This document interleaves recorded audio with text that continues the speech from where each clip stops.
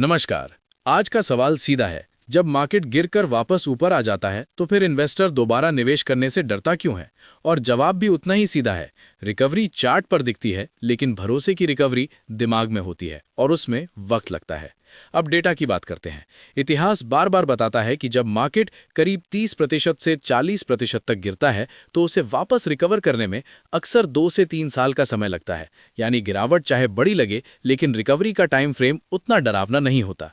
लेकिन इसके उलट इन्वेस्टर्स का कॉन्फिडेंस उसी स्पीड से वापस नहीं आता। फंड्स इंडिया के लॉन्ग टर्म मार्केट ड्रॉडाउन और रिकवरी डेटा के एक एनालिसिस में यही बात निकल कर आती है।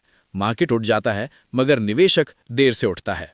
और ये पैटर्न सबसे ज्यादा कहां दिखता है? मिड कैप और स्मॉल कैप में। इन इंडेक्स में उतार चढ़ाव बार बार आता है, कभी तेज गिरावट, कभी तेज उछाल। लेकिन लंबी अवधि में इस उतार चढ़ाव का नेगेटिव असर अक्सर उतना बड़ा नहीं होता जितना गिरावट के समय लगता है।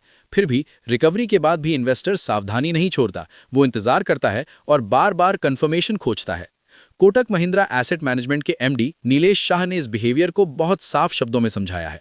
उनके मुताबिक मार्केट में रिकवरी जल्दी इसलिए आती है क्योंकि उसके पीछे अर्निंग्स, लिक्विडिटी और भविष्य को लेकर उम्मीदें काम करती हैं। यानी जब फंडामेंटल और उम्मीदें साथ आती हैं तो प्राइस तेजी से रिवर्स हो सकता है। लेकिन इन्वेस्टर इंसान है, मशीन नहीं। उसे रिकवरी से ज्यादा लॉस याद रहता है। इसलिए अच्छे नतीजों और पॉजिटिव संकेतों के बावजूद वो रिस्क लेने में देरी करता है।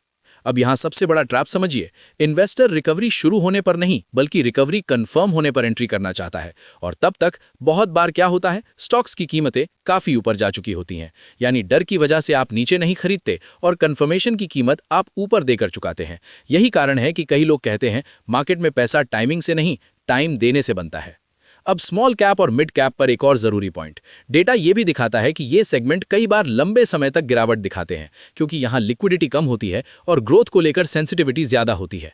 इसलिए तेज उतार चढ़ाव यहां नॉर्मल है। लेकिन अच्छी क्वालिटी के शेयरों में लंबी अवधि में पूंजी का बड़ा नुकसान बहुत कम देखने को मिलता है। खासकर जितनी बड़ी गिरावट दिखती है, उसके मुकाबले लॉन्ग टर्म डैमेज अक्सर छोटा रहता है। मतलब वॉलेटिलिटी और लॉन्ग टर्म रिस्क, ये दोनों एक चीज नहीं है। और यही कंफ्यूजन बहुत सारे इन्वेस्टर्स को रोक देता है। और अब सबसे पावरफुल लाइन। फंड्स इंडिया की रिपोर्ट की एक खास बात यह है कि अलग अलग मार्केट साइकिल में 7 साल के पीरियड में नेगेटिव इक्विटी रिटर्न नहीं दिखा है। ये कोई गारंटी नहीं है, लेकिन ये इतिहास का एक मजबूत संकेत है कि जो निवेशक समय देता है वो अक्सर डर को पीछे छोड़ देता है। करेक्शन अच्छा नहीं लगता, लेकिन इतिहास यही बताता है, हर करेक्शन के बाद रिकवरी आती है और इंडेक्स नई ऊंचाई पर पहुंचते हैं। फिर भी इंसानी मनोविज्ञान यही है कि गिरावट तेज होती है तो डर तेज होता है और रिकवरी का प्रोसेस अक्सर शांत होता है। डर शोर करता है, रिकवरी धीरे बोलती है। इसलिए मार्केट ऊपर आने के बाद भी सेंटिमेंट नीचे फंसा रह जाता है और कॉन्फिडेंस को वापस आने में समय लगता है। तो अगर आप इन्वेस्टर हैं तो आज की सीख बिल्कुल क्लियर रखिए। मार्केट की गिरावट से ज्यादा खतरनाक है आपका निर्णय डर के आधार पर लेना। प्लान, डिसिप्लिन और समय, यही 3 चीजें कॉन्फिडेंस को वापस लाती हैं और वेल्थ को भी। अब आप बताइए, आपका सबसे बड़ा चैलेंज क्या है? गिरावट में डर या रिकवरी में देर से एंट्री? नीचे कमेंट में लिखिए। वीडियो पसंद आया हो तो लाइक करें, चैनल को सब्सक्राइब करें और ऐसी ही फाइनेंस और मार्केट की रियल ग्राउंड रिपोर्ट्स के लिए नोटिफिकेशन ऑन रखें। मैं हूं आपका होस्ट। मिलते हैं अगली बड़ी अपडेट के साथ।